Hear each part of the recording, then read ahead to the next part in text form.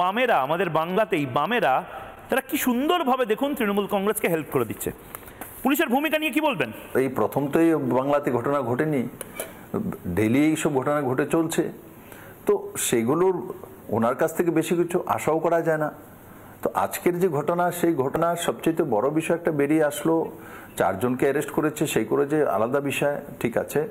কিন্তু আমরা যখন কলেজে যেতে চাইলাম তখন আমাদেরকে আটকালো অনেকক্ষণ। তারপরে মন্নন মিশ্রা আমাদের বার কাউন্সিলের ইন্ডিয়ার চেয়ারম্যান আছেন, তো ওনাকে তো যেতে দিতেই হবে, কারণ উনি যে কোনো সময় যে কোনো ল কলেজ যেতেই পারেন।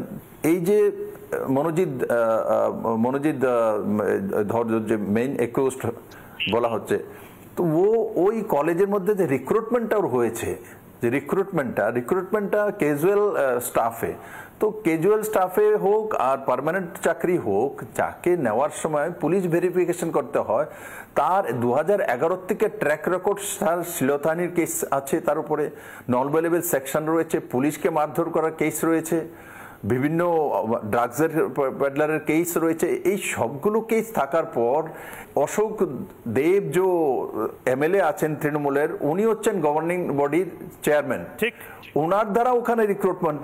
আপনি ক্রিমিনালকে ওখানে রিক্রুটমেন্ট করেছেন, যার হিস্ট্রি আছে।